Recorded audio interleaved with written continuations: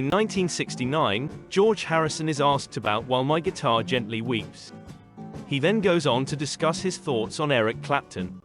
Mainly side one, which I like very much, with, Glass Onion and what else? Glass Onion, Warm Gone. Yeah, I like that. Gently Weeps, yeah, which I thought was a great track. How did that come about? How did you sort of write that one and so on? I wrote it at my mother's house in the north of England. Oh, yeah. I just had my guitar, and I think I just opened. That's right. I just wanted to write a song, and I do this often actually. If I haven't got particularly an idea for a song, then I believe in a bit like I Ching, where it's everything is at that moment is relative to that situation. So with When My Guitar Gently Weeps, I think was typical of that. I just opened a book that was around. I just opened it, and the first thing I looked at became the song, and it was something about Gently Weeps. And then from that, the whole thought started going, and I just wrote the song then, just closed the book again, and I had the idea. Yeah, I like that. We did it, I think, Eric Clapton played guitar on that. I think some people wrote letters to me saying, you've got a really good blues feel where you play that guitar. And we didn't publicise it, but we didn't keep it a secret. No. Eric's sort of a good friend of mine, and I really dig him as a guitarist and as a guy. Because you got Eric to go to Toronto with John, didn't you? Yeah. Well, I suggested Eric because I know he really likes being on the road, self-torture. Yeah. And he digs all that, and he's very good at being put in a situation, and he'll come out of it. He's good at improvising and just adapting a very short notice to the situation. In 1986, George Harrison produced the film Shanghai Surprise, starring Madonna and Sean Penn. He doesn't hold back on his thoughts on the duo. You worked with Madonna on Shanghai Surprise. I tried to.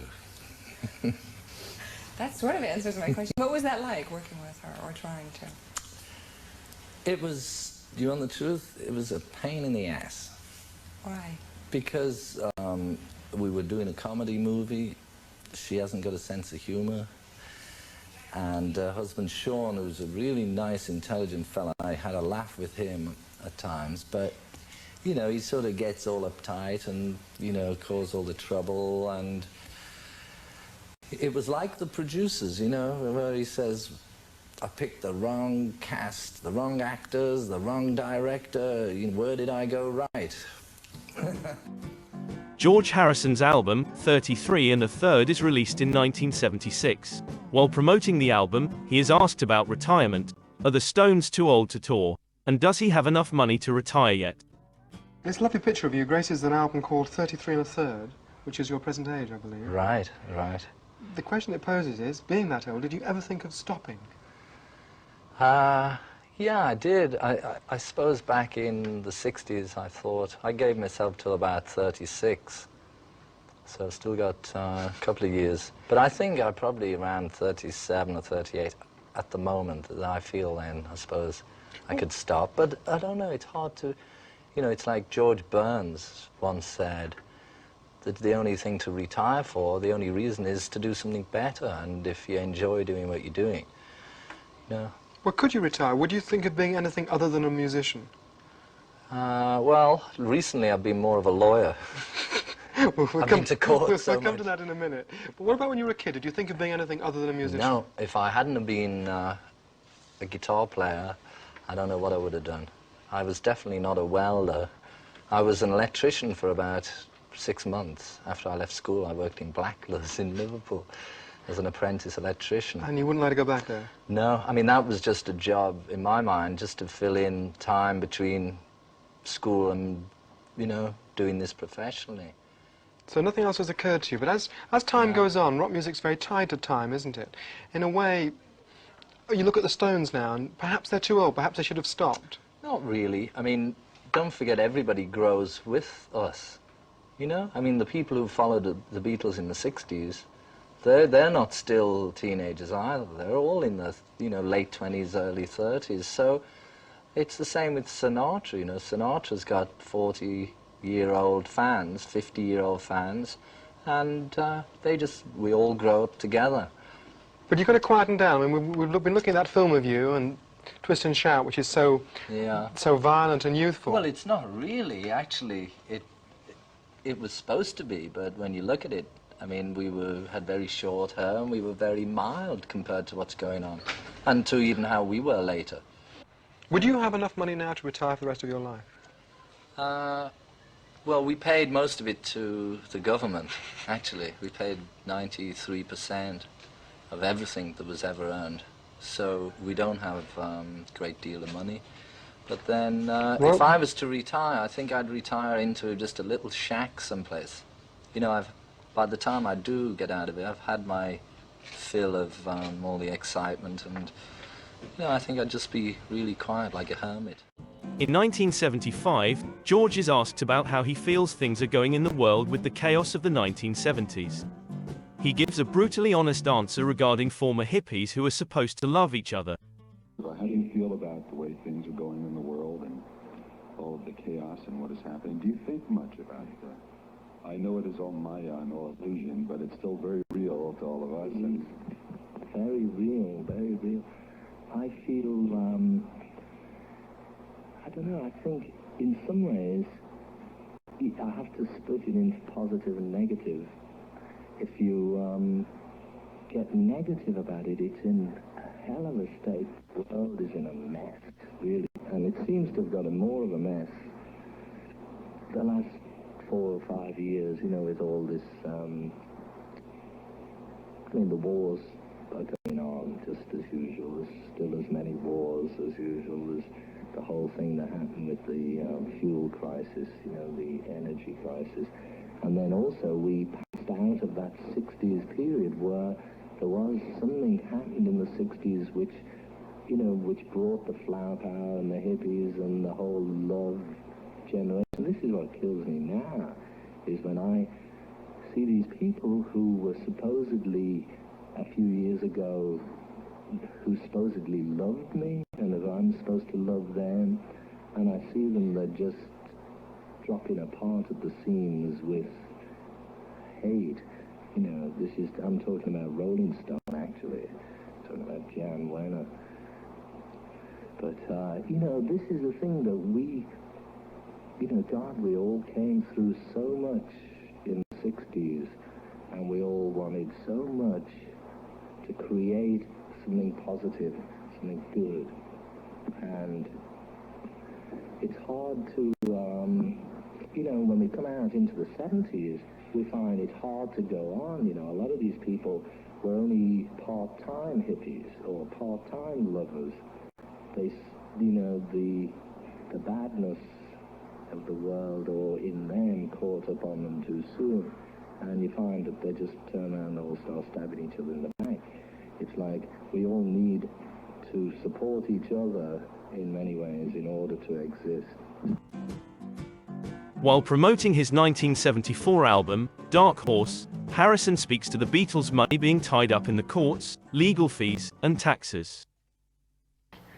That is my money that I paid tax on. How much money is in the company that I own a bit of? I tell you one thing.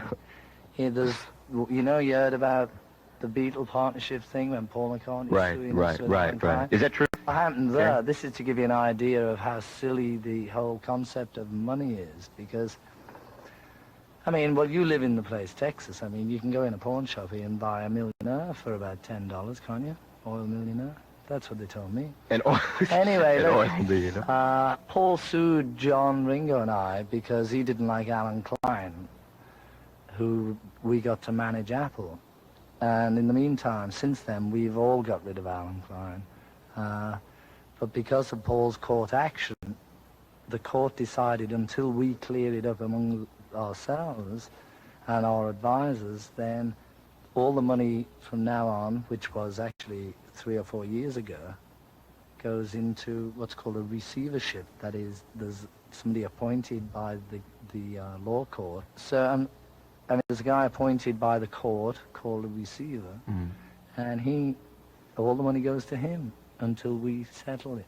He won't even give us the money to pay the tax, even though he's appointed by the court, who is run by the government, who also runs the tax. But in that, the last I heard in there was $40 million. In the company itself? No, that's in the Beatle receivership, $40 million. But out of that, you see, the longer it goes on, we probably will owe $20 million of the dollars to the lawyers and the accountants and the, you know, Queen's Counsel, and we even have to pay the receiver. Yeah. It's silly. And then we have to, if we ever got it solved out there, then we'd end up, say, with 20 or 30 million out of that left. Then we have to pay the tax, which is sort of like super tax, which is, it's ordinary tax plus surtax, they call SUR, and then super tax. So we end up, you know, like owing them money. I mean, we'd be lucky out of that. I mean, so really, the point of it is, there's a lot of money about, but it all is owned by somebody else in a point. In his final interview in 1997, Harrison speaks openly about how fame and money are not the answer and do not bring you the bliss of peace. It's an incredible insight into the private man's thoughts on the meaning of life. Yeah, I think fame is a good thing in terms of giving you heightened experience, or at least more experience, and but then it's what you do with that, or what that uncovers. I think for me, you know, as I say, I realize I want to, you know, I just want more. This isn't it. This isn't it, you know. Fame is not the goal. Money, you know, although money's nice to have, it can buy you a bit of freedom. You know, you can go to the Bahamas when you want, but it doesn't, it's not the answer. And the answer, you know, is how to get peace of mind and how to be happy. That's really what we're supposed to be here for. And the difficult thing is that we all go through our lives and through our days, and we don't experience bliss. And, you know, it's a very subtle thing, and to experience that and to be able to know how to do that is something you don't just stumble across. You've got to search for it. Did you experience bliss on stage or in the studio? In a way, did performing put you in touch with that bliss? Well, we had happiness at times, and but, you know, not the kind of bliss I mean, where like every atom of your body is just buzzing, you know, because it's, again, it's beyond the mind. It's like, you know, it's when there's no thought involved. That, I mean, it's a pretty tricky thing to try to get to that stage, because it means controlling the mind and being able to transcend the relative states of consciousness, waking, sleeping, dreaming, which is all we really know. But there is another state that goes beyond all that, and it's in that state, that's where, you know, the bliss and the knowledge, you know, that's available is.